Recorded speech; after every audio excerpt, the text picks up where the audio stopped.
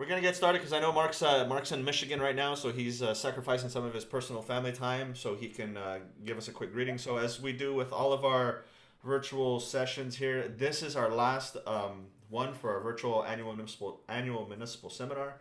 As a reminder, we are going to be live again in person in September the 16th through the 19th in Indian Wells. So we're building that out as sort of the same structure that we would have our annual municipal seminar since we missed the last 2 years. We're going to make up for it in September. So hope to see you out there. We will be opening registration probably about mid-June. We signed the contract with the hotels. They're expecting us.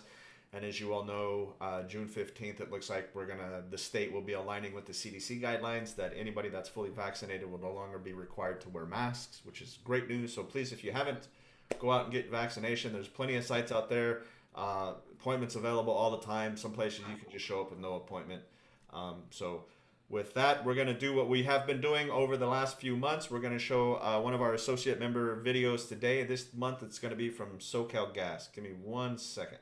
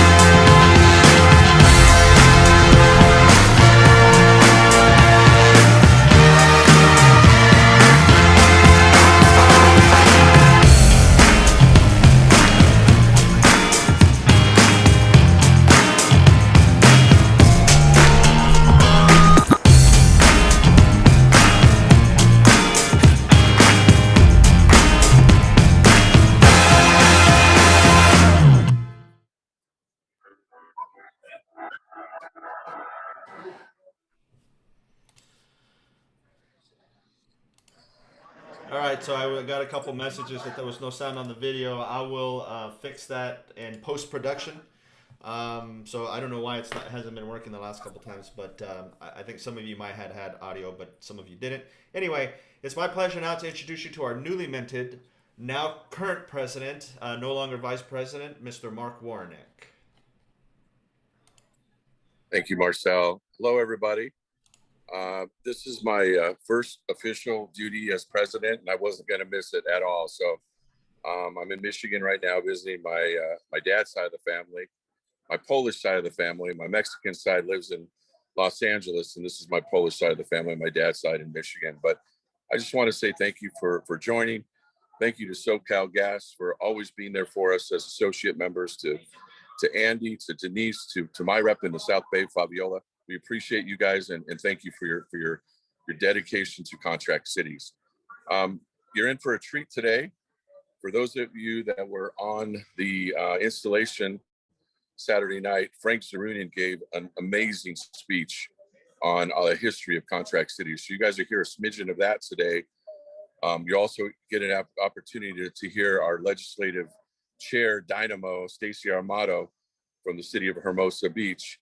And then, of course, our legislative staff person that handles all of our legislative affairs, guru, Jorge Morales, as you know, a former city council member and mayor from Southgate.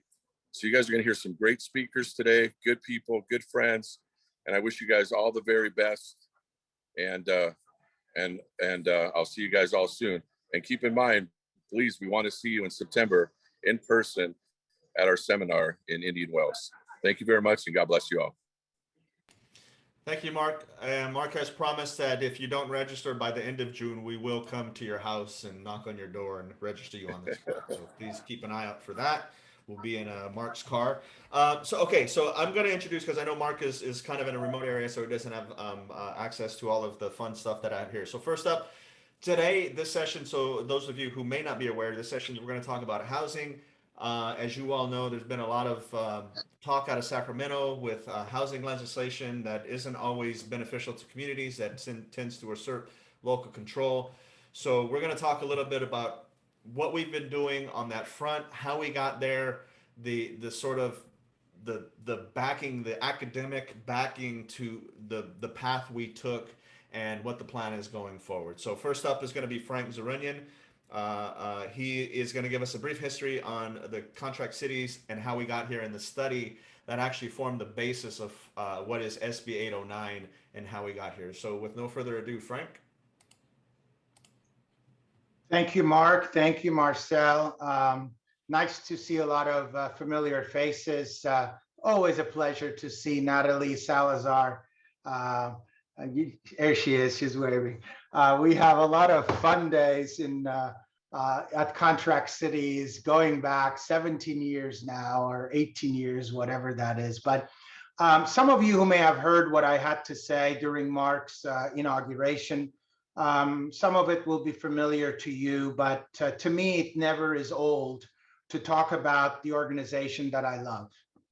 But I want to begin these remarks first thanking Councilmember Stacey Armato for an amazing work and scholarly work that she's done as chair of our legislative committee in translating some of the information that I'm about to mention. Some of my students did at USC and some of the research that went into it to come up with a housing bill that Senator Allen is helping us with. I'll tie it to that in just a minute. But first, I want to say a few words about, again, the organization that I love and many of you love just as well. As many of you know, California cities distinguish themselves based on constitutional authority.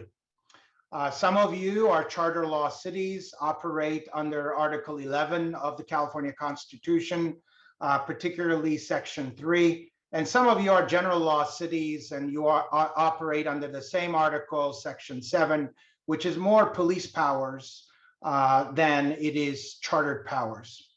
While some cities may be what we call full service or independent cities, others call themselves contract cities, and there is a reason for that.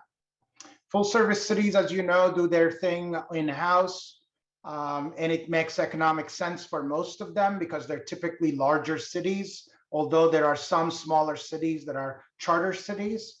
On the other hand, contract cities deliver these municipal services through various contracts with other governments, private organizations, and not-for-profit organizations. The advantage of this model of delivery includes, of course, efficiency, price, reduction of pension liability by empowering less full-time public employees, limited liability in the delivery of the products that we share, and the services and access to a greater volume of resources and innovations. In 2008, of course, when during my presidency, I called these resources and innovations our associate members. We are eternally grateful for all of them who are here today, as well as who partner with us on a regular basis to govern. Yes, you heard right, to govern, because we wouldn't be able to govern without, for example, an entity like Waste Management, gas company, or Edison, or others that actually do such a good job in working with us. Contract cities have historically collaborated, therefore horizontally, as well as vertically, and involving various service providers.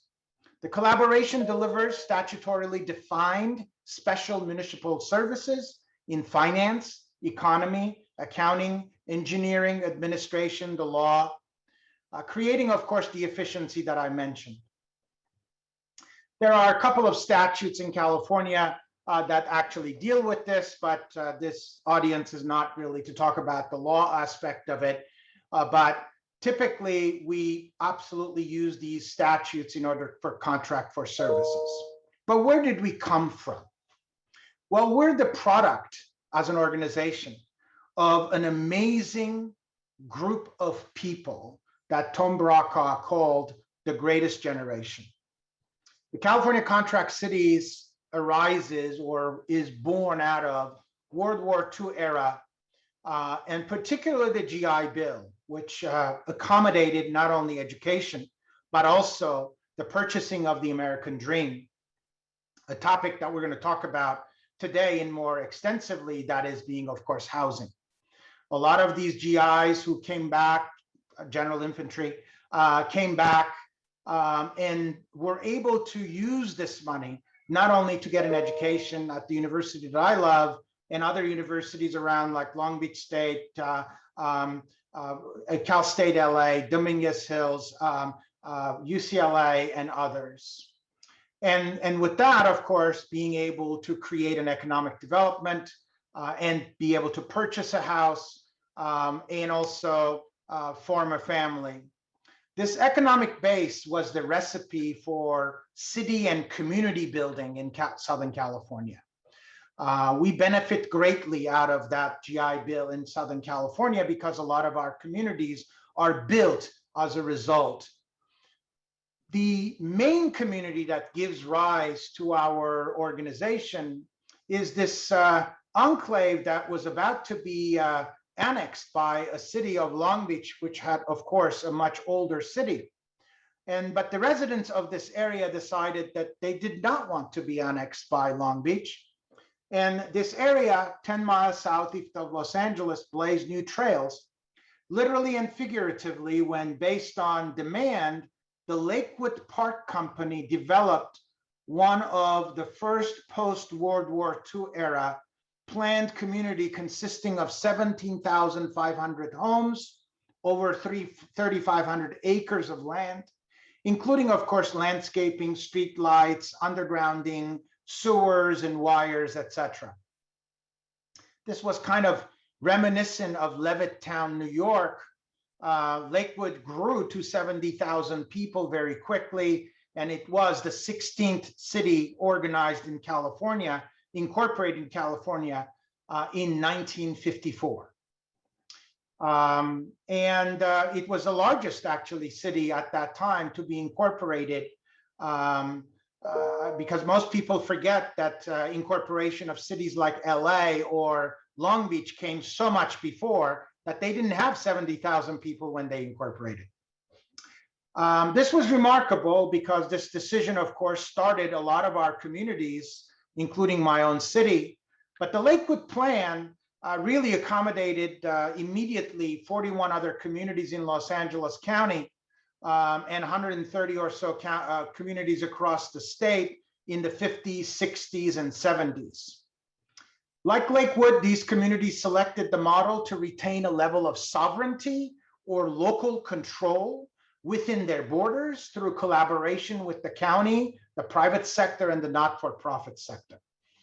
This engaged governance model of the Lakewood Plan, or the contract cities, encourages the public and the private sectors to study, experience, and solve policy and public administration challenges jointly. Notice I said jointly and collaboratively. I will come back to this notion in just a second, but this is a valuable lesson to all of us because we can't govern alone. Some folks in Sacramento miss this point greatly. They feel as though government is the answer to everything and that they could do everything if they were only to force it.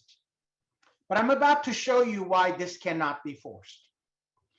To preserve this innovation, of course, of the Lakewood Plan, our organization was founded in November of 1957 with 8 great cities at the time. Of course, Lakewood, Bellflower, Duarte, La Puente, Norwalk, Paramount, Rolling Hills, and Santa Fe Springs. My city of Rolling Hills Estate joined immediately thereafter when the bylaws of our organization was created in 1958.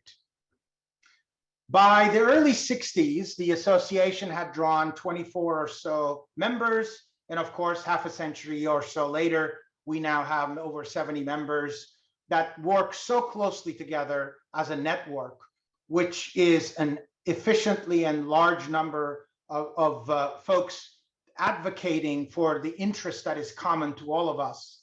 And that is exactly what we're going to be talking about today.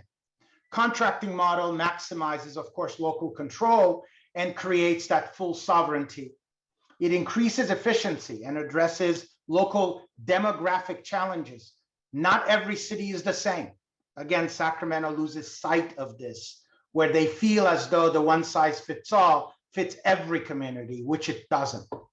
We know this well because we've practiced it for such a long time. So one of these collaborations today is the policy topic of housing.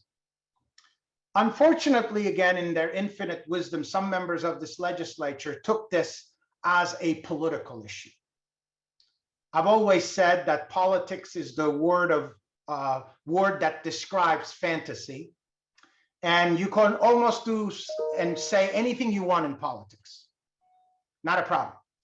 But those of us who practice public administration, it's not the same.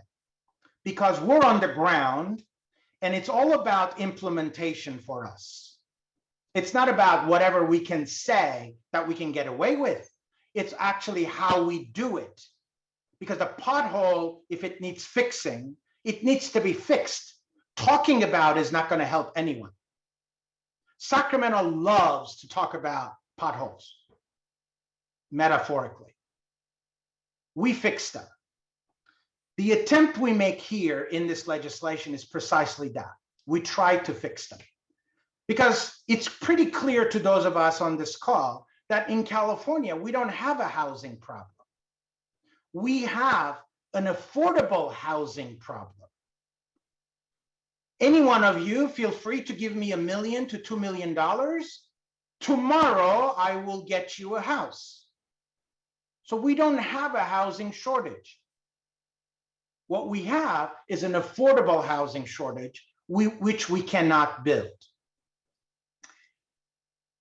So the reason why we cannot build this affordable housing is very clear to us. Those of us who are in the academic world and the research world, when we talk about real things as opposed to fantasy, know it well that it's actually a math problem.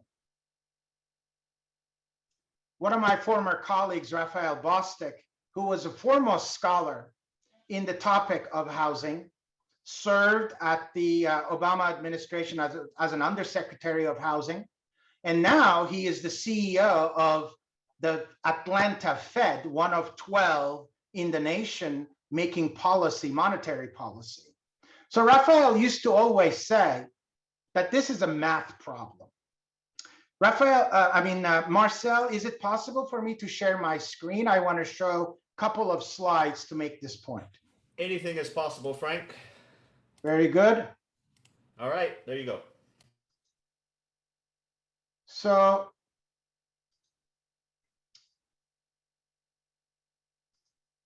allow me to share this. Give me a thumbs up if you're seeing it. So let me tell you why I say it's a math problem. It's very clear. I have put together numbers on a project that is the same project. One on the market rate, the other one on the affordable rate. So as you can see, the same project plays out completely differently at the end of the day. So when you're a developer and I tell you your IRR, your internal rate of return, is going to be post-tax 27.5% versus a negative 5.3%, raise your hand as a developer, which one, if you want to build an affordable project. That's what I thought. Not many of you are not stupid enough to actually go and build a negative project, because that's what it will entail. So Raphael used to say always that housing development is typically, when it comes to affordability, is a math problem. A math problem, by the way, that density will not solve, because density adds to the cost of building without seeing the return of that cost, because you cannot change the math the way I just showed it to you a second ago. Now, I presume you may say, well, there's one point that it may solve the problem. Yeah, sure. Empire State Building in the middle of Hermosa Beach may be able to solve that problem. But I'm not sure that many people in Hermosa Beach want to see the Empire State Building on beachfront property. So the bottom line is, you see how stupid this gets, unfortunately, when you talk about this. So this is what we talk about when we go up there and explain to them that, listen, no matter what you say, you're not going to solve this problem by shoving it down our throats. So despite what we say, of course, no one can in Sacramento apparently understand this. And so I asked my students last 2 years ago almost to do a research project for SCAG. And in that research project, we actually looked at the history of affordable housing.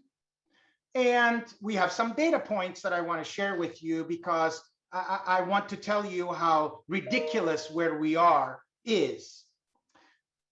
First, since 1988, that's 33 years ago, the California's Tax Credit Allocation Committee reports that it deployed $6 billion to be able to build 400,000 units of affordable housing units.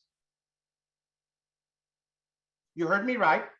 Since 1988, the California's Tax Credit Allocation Committee reports that there's $6 billion that they incentivized, built 400,000 units. Out of that, 40%, or just over 154,000 units, were low-income housing, lowest income housing level in the county of Los Angeles. So it is highly difficult to imagine, to believe that we're going to build in 7 years 1.3 million housing units in the SCAG region. This is how ridiculous this is. We haven't been able to do this over 33 years, yet we're going to do it in 7. So to fix the problem, we need to address a few things. First, we need to address the tax credit allocation. 35% of this tax credit allocation that I mentioned went to LA County. The other counties who really wanted to build housing could not get it. There is a problem, meaning that we can't solve the housing problem city by city or county by county. We can only solve it regionally. That's one thing that our bill addresses that I'm going to turn to Stacey in a minute to talk about. My students also found that what was important in all of this to fix the math problem is the first money into projects. And that part of it was because of the idea of land trust, for example, regionally, and trying to infuse first money into the project to help with the math problem. Our bill addresses that. Finally, my interesting data point before I turn to Stacey is that my students found that CEQA was a predominantly major problem. We're not going to address CEQA here, but I just wanted you to know that in 2015, 71% of projects, housing projects, typically multifamily housing projects, were killed because of CEQA. 98% of them were infill projects. So who's lecturing who here, as far as I'm concerned? I mean, if they want to have a real debate about this, I'm happy to talk to them, but unfortunately they don't listen and they don't want to talk to them, because what we have to say on the ground and the reality makes no sense to them, because in their political world. So as you can tell, I can speak for hours about this topic, but I'm going to stop here and turn to Stacey to discuss the specifics of our housing proposal that we're making. And I'm so glad that A, Stacey is heading this up, and B, one of the smartest guys in the California Senate has accepted the challenge to convince his colleagues that this is a math problem and that we have to attack the problem where the problem is, as opposed to the fantasy of somehow tomorrow developers are going to become completely dumb and are going to go ahead and do this on a negative basis. So with that, Stacey, thank you for all the work you do. I'm going to turn to you so that you can talk about the specifics. And I want to thank you and Ben Allen, Senator Allen, for taking on this challenge, which I think is substantial, but it will help a lot in actually building units across the region where they are needed. Well, thank you, Frank, for that history and lead up to where we are today with SB 809 and the work that you've put in, and certainly the work that your students have put in. They've been a vital component to getting us to where we are today.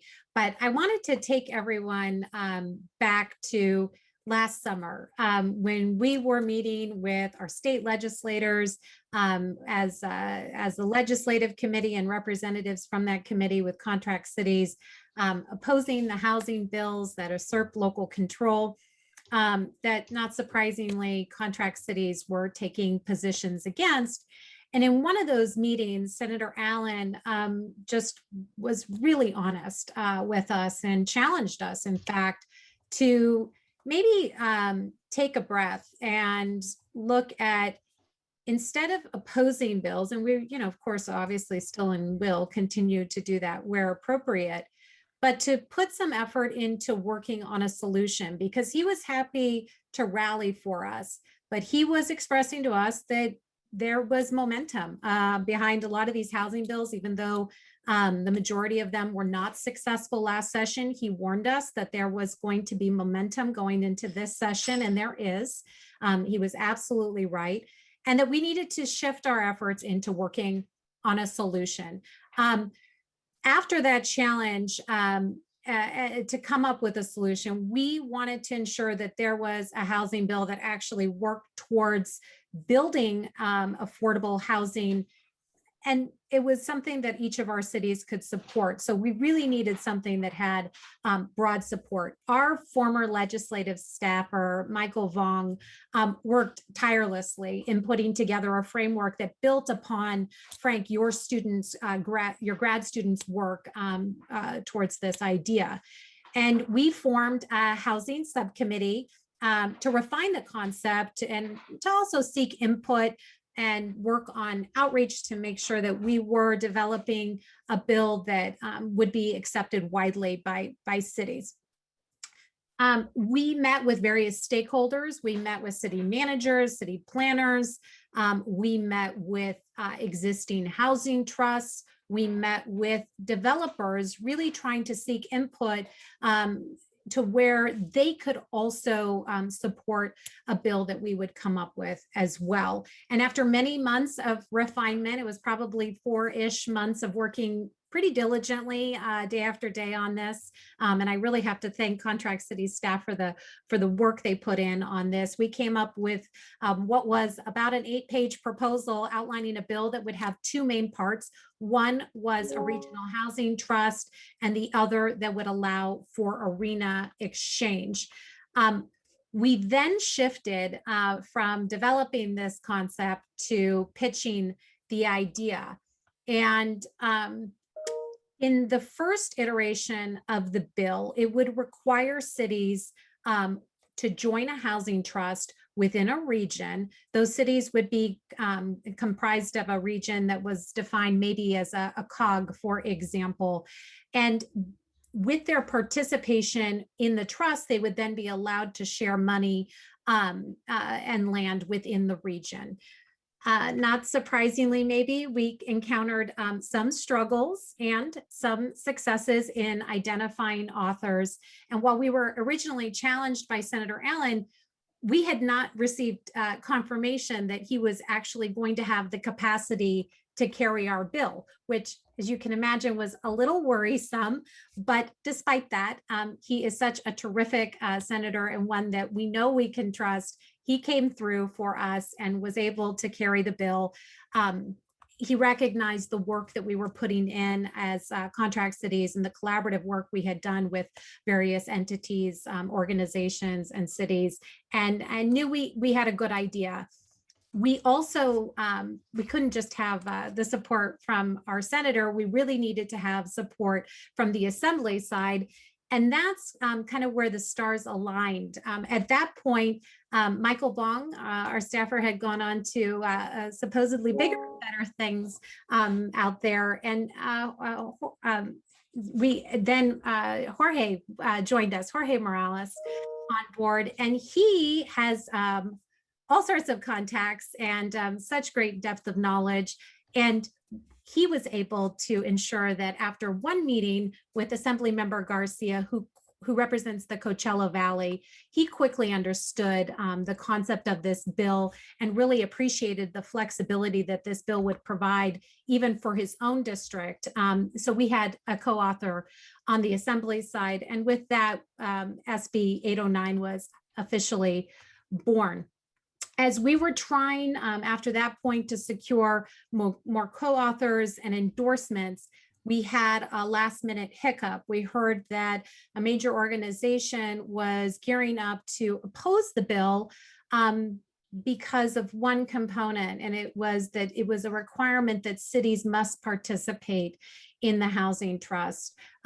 Because of that particular piece, they were gearing up to oppose it. So to save the bill from what could have been a pretty devastating opposition for us, we went ahead and stripped out the component that it would require cities to join a housing trust and really just left intact the RENA exchange portion. As we were trying to continue to get endorsements, we then heard that we were going to face a great uphill challenge in the Senate Housing Committee.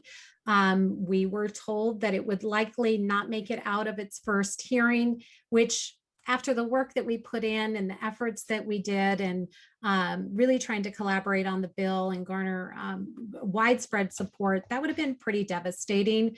So Senator Allen arranged a meeting directly with Senator Wiener, who chairs the Senate Housing Committee. And we got some really great feedback, in fact, from that meeting. It turns out that he may be willing to support it, which is important when he chairs the Senate Housing Committee. And he outlined the ways that he believes we could get more widespread support. The first was that we really needed to turn it into a 2-year bill to have the time to add the amendments and get out there and garner more support for the bill in its new iteration.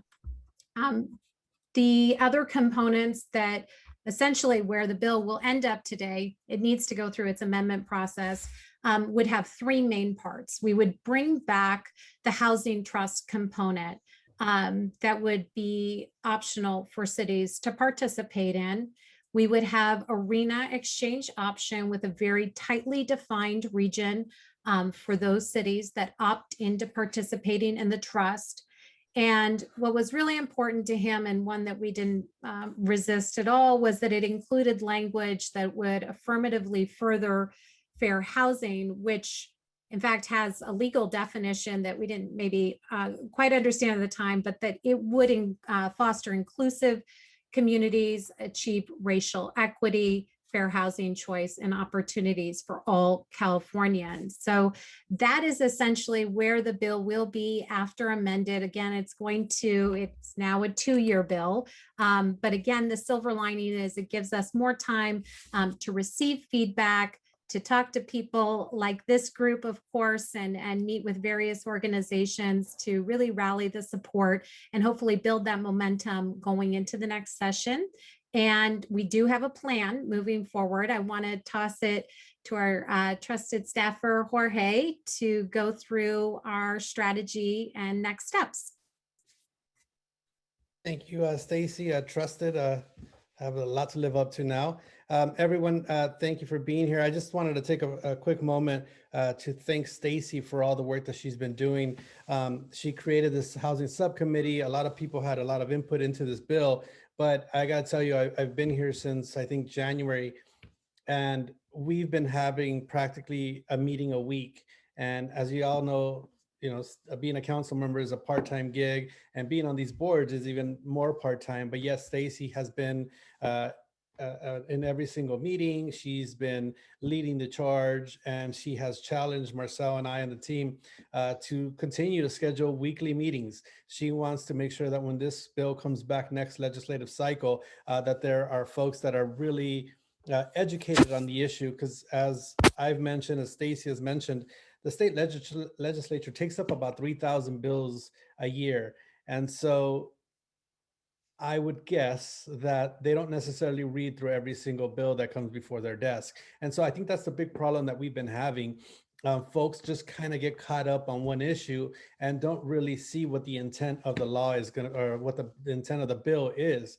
And so what we're doing is kind of like a listening tour. We're going all over the state, talking to different agencies, municipalities, groups that are community stakeholders when it comes to housing, to talk to them about the bill. We've been getting excellent feedback, things that we hadn't even thought about before. So I think that it's been great. What we would ask of all of you, for the council members, city staff, is when we come back, and we will be coming back before the next legislative session, to ask for letters of support. We want to inundate folks with this, with letters of support with this bill, because again, as I said, we've been caught up in being stereotyped as an inequitable bill, and that's kind of a hard pill to swallow, especially after having conversations. And I think Stacey alluded to it, having that meeting with Assemblymember Eddie Garcia, where he gave us a real live example of a community that wants to build affordable housing, and the neighboring city wants to provide the funding to build it, but there's no mechanism to get them any credit for it. So this bill would be that mechanism. So again, we're meeting weekly with stakeholders from the different associations, legislative staff. Maybe towards the end, maybe the fourth quarter of this year, we're going to start looking into meeting with different municipalities to start getting letters of support. We will be sending out emails. If you have an agency or a group that you think could lend their support, please reach out to myself or Marcel, because we really want to make sure that there's no excuses for next year. People will know what this bill is about, and we hope to have some kind of consensus with the legislature, because we hit a wall this year, and that wall is named Wiener, and he is the chair of the housing committee, and he was pretty frank about his position and what he thought about our bill. But after numerous conversations with Senator Ben Allen and Stacey, he seems to understand what our intent is. And he said, if we can come back next year with some fixes, and having talked to some of the nonprofit organizations that deal with affordable housing, that there may be a chance, maybe. So with that, I'll kick it over to Marcel to open up a Q&A if anybody has any questions.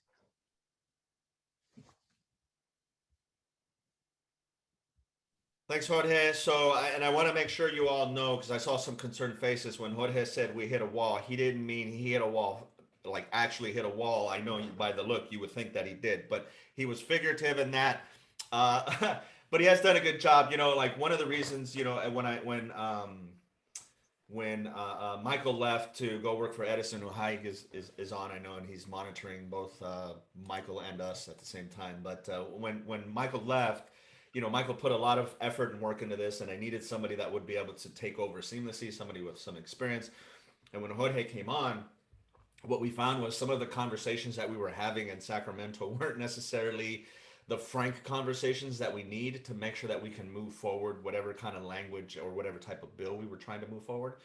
But they were being nice in some instances, not all, but some instances they were just being nice to us and didn't want to give us the difficult truth, which was that parts of our bill were being seen as inequitable, and it sounded like wealthy cities pushing their RENA numbers onto less wealthy cities, and which it wasn't the case at all. So we built these safeguards in, and again, as Jorge mentioned, Stacey being a part-time council member has been amazing. Her first year, even as our legislative committee chair, Lindsay approached her and she wasn't sure. First year on the executive board even, and she took over and she took the ground running, and she's definitely kept us busy, which is good because it's what we're here to do as on the staff side. And so it's really put our name as the contract cities out there, particularly in Sacramento. There's a ton of legislators now that know that we're working actively, and it was in a response because, you know, the legislators up there were saying the cities are opposed to everything housing, which is not the case.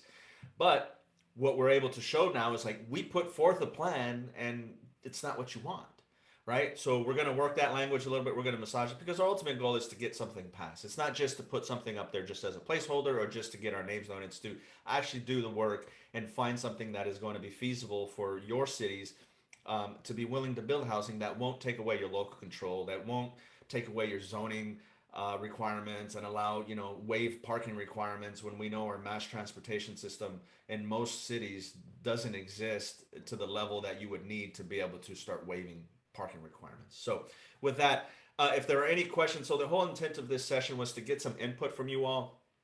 We want to hear your ideas. We want to hear some things that you think might work in our bill in SB 809, and some amendments that we might be able to make to it. But before we do that, I want to recognize also Jennifer Perez now is also our co-chair for the legislative committee. So as we get her up to speed on everything that's going on, I know Jennifer has been she's at most of our meetings, and she's going to be surprised how many more meetings there are when she starts getting involved with the legislative stuff. So welcome, Jennifer, to that world. If you thought you were busy before, it's going to multiply by about 5 or 6 times. So with that, if you have a question or if you have some input, or you want to talk a little bit about this, please use the raise hand feature, and then I'll add you to the spotlight and I'll give you the floor to ask a question. I know sometimes you guys are shy. Nobody? All right. So I'll talk more then, and then I'll bring back Stacey and Jorge and Frank. We have a few more minutes left for this. So what we're going to do is we're trying to craft language right now. We've been meeting with various stakeholders, from COGS to housing advocates to everybody in between, because one, we want to let them know that we have a bill and that we want to hear them. We want their input, but we also need to find a path that we can go back to Senator Wiener and say, look, we have buy-in from all of these stakeholders in various, industries, and it's something that we can all live with, right? Sometimes those agreements, they're showstoppers, and we're just like, no way, there's no way that we're going to do that. Sometimes it's like, yeah, okay, it's not exactly what we wanted, but we're willing to work with it. So we're trying to get back to something more robust than just arena exchange, which is what we were left with after the bill got pared down, because there were some issues that, basically said that the trust funds, they already exist, or there's a mechanism for them to exist, and there was concerns about making it mandatory by some organizations, so we opted to move away from that. So Jorge, Stacey, do you guys have anything to add to the conversation about as far as how we're moving forward or what the next plans are? Well, I would love to know, since, we've basically been backed into a corner, which is fine, that it would be optional for cities to participate in the trust. For the cities that are on this call, would you be interested in participating in a regional housing trust? Because we, for this to be effective, certainly we need cities to be participating. The more cities that participate, the more opportunity there is for cities to work together within a region. So if you want to just answer in the chat or raise your hand, I think that would be helpful information to know. But I do see our co-chair, Jennifer Perez, with her hand up. Thank you, Stacey. I apologize, I'm not on camera today. I have about 2 other meetings going on at the same time, so I'm sure you can all relate. I just want to say this, we talk about it being an uphill battle. Stacey is being nice. When we talk about this, she always says that with a smile. These are our cities, and if we don't take a stand and actively participate in these bills, we're going to be continuing being told what we can and cannot do. So please help us help all of you. As many meetings as we need to have, that's the goal, to get to what we need to stand for in our relatively, individual agencies. And I'm here for all of you, and as well as Stacey and the entire legislative committee. So, hey, let's roll up our sleeves and get to work. And if it's a 2-year bill, it's a 2-year bill, and we're going to walk away with what we need. And that's the point of it. So let's do what we need to do. Thank you, Jennifer. Frank. So I want to comment on a couple of things and what Bill wrote also in the chat. I think we do need to talk to affordable housing developers and get them aligned as well with some of our thoughts about the math and the making sure that we present a more of a coalition, so to speak. So I'm in agreement with that, because what Marcel said that is critical is that we need to make these folks understand that we're coming to them with a collaboration, with a collective of people who are willing to build roofs. I don't know how inequitable is to put a roof over somebody's head as opposed to the fantasy of speaking about it. All they have done is speak about it. We need to put these people to shame on a regular basis, people. Senator Wiener is never going to agree with us. He's an ideologue. I told him to his face. He's a smart guy. He's a lawyer by training, just like I am. But he's an ideologue. He will never agree on the math. He will never agree on the reality. We need to go to them with a major collective of cities, 50, 100 cities, and saying, here, this is our bid. We are going to do this. You have no choice. That's what we need to force. To stay with them and their politics, this will never get done. And I'm telling you, there is nothing better than to build a roof over somebody's head. That's equitable. What they're doing is inequitable.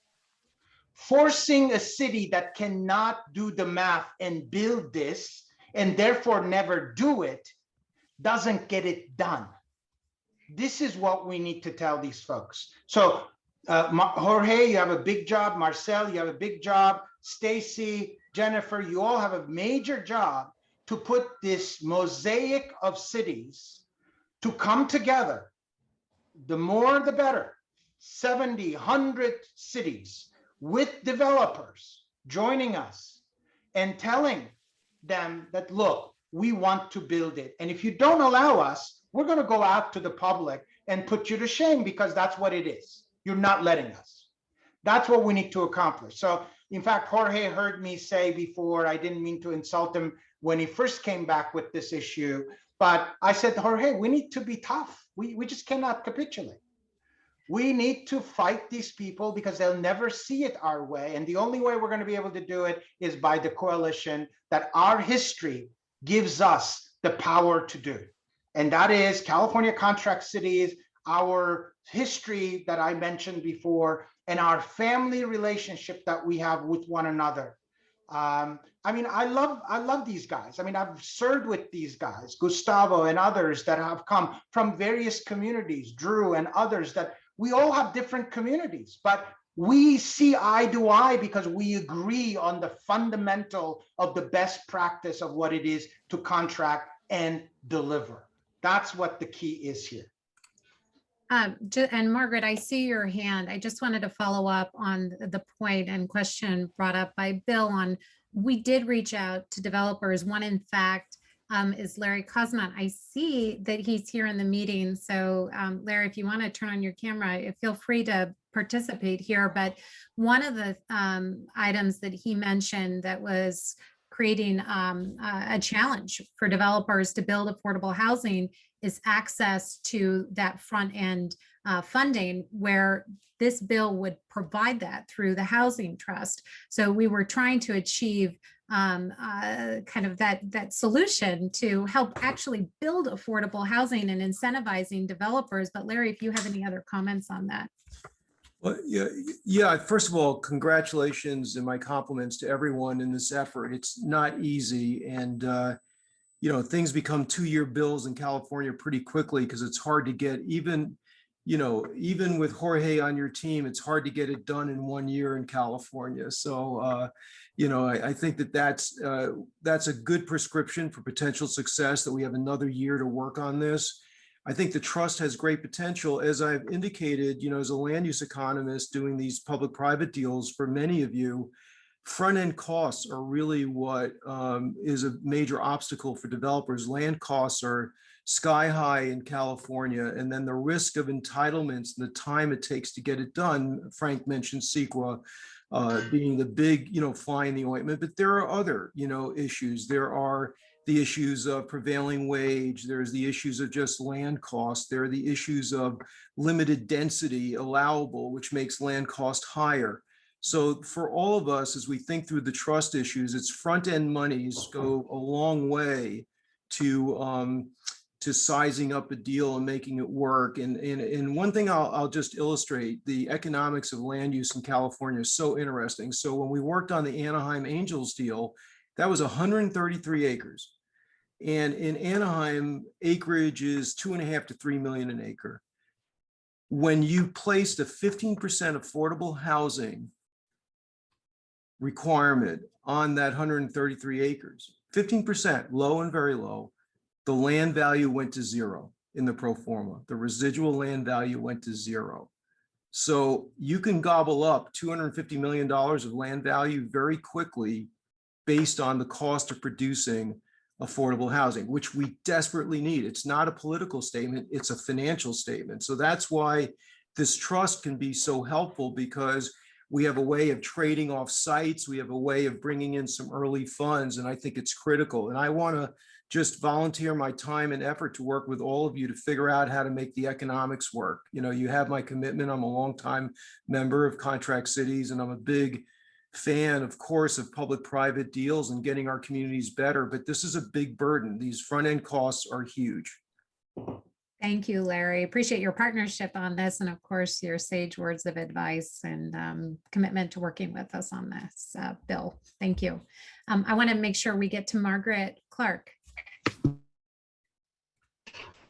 Okay, I really appreciate Frank's passion. I agree with everything he said, and everybody. I am president of the San Gabriel Valley Council of Governments, and my senator, Susan Rubio, did a housing trust. So I don't know if you're coordinating with her and what. And my question is this money from the state to help us? Because we don't build housing. They keep saying it's our fault because we don't build it. We don't build it. We zone for it.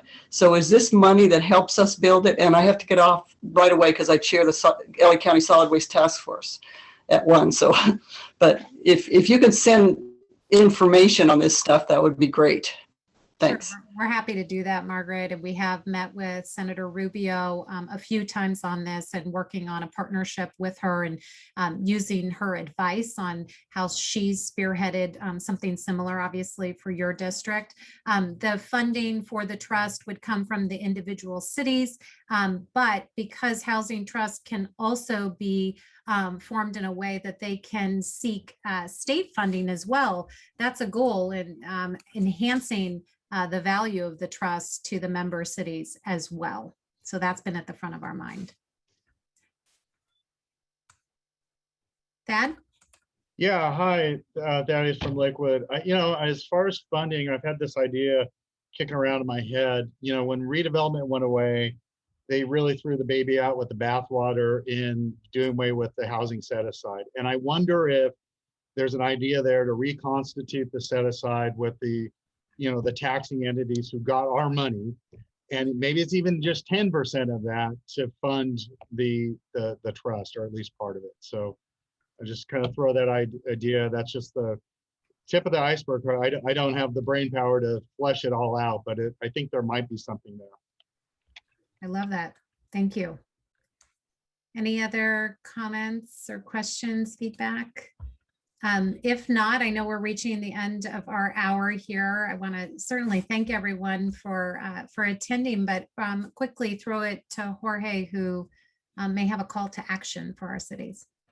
Yeah, folks. So on a weekly basis, I track all the agendas in LA County. So I look at every single municipality. I read it line by line. I don't have a program that I pay for that takes keywords. And one of the things that I've noticed is a lot of you cities are taking action on a lot of bills, but some are not. And I have seen that some cities have not taken action on SB 6, and SB 9. So for those of you who are not aware of those bills, those are bills that can really have long-term consequences on the way your municipalities look. So if you haven't taken action on SB 6 and SB 9, please reach out to your legislative teams in your city. If you don't have one, reach out to us. We'll be happy to draft anything up for us. These are probably, those like life-changing bills that could have long-term consequences to our municipalities. SB 6, SB 9, please take action. Thank you, Jorge. Thank you, Stacey, Frank, for being here with us today. I really appreciate it. I told Jorge to wipe his face because he had something in his beard. He was eating on breaks. I have to give him crap every time. So thank you, guys. I want to thank all of you that attended all of our meetings. Again, our next meeting, virtual meeting, will be in June. That will be our virtual board of directors meeting under the leadership of newly minted President Mark Warnock. And then again, we'll be dark in July, other than the executive board, as we typically are. August, we're working with the Sheriff's Department to go back to the Arboretum to be outside. We started planning that before we heard about the June 15th and the CDC's guidelines that are going to be updated here in California in June. So, and at the time, the Arboretum wasn't taking any reservations for events and stuff. So I'm hoping that as we go forward, that they will have made some headway in that, because I know that is our largest gathering of the year when it comes to board meetings. They have the table decoration, it's outside, so it's a perfect venue as we start going back to in-person meetings. I'm fingers crossed that we will be able to do that in person in August. So keep an ear out for that. And we'll have registration opening mid-June for our September conference, because so please, if you are going to go, register early, because we need to have an idea of how many people are going to show up, because we have a lower number in our room block for the hotel. I'll get to you in 1 second, Lauren. I won't miss you. We have a lower number in our room block. So if we need to go up, we need to do it before the hotel sells out the rest of their rooms. So please let us know as soon as you can. And Lauren, before we go, what do you got? Thank you so much. I couldn't find my raise hand button. I just had a question for Frank. We both serve on the CEHD committee of SCAG, and I just wondered if this was a conversation that maybe we could bring to the CEHD committee of SCAG. And thank you, Stacey and Frank, for the presentation. The answer is yes, Lauren. Let's try to package this. I think we're working on that. Stacey can work with Senator's office to ultimately, and Marcel, to package this right, and let's get a little bit of a coalition going, and then let's bring it there. Yeah, absolutely. I'd be happy to. Okay, well, I'm running around here trying to replace spotlights and hat spotlights. Okay, that's it. It's right at the 1 o'clock hour. Again, thank you everyone for joining us. We appreciate you. We can't do this without you, so please join us in June, hopefully in August, and definitely in September. So we'll see you all in person very soon. Thank you. Have a great day, everyone. Thanks, everyone.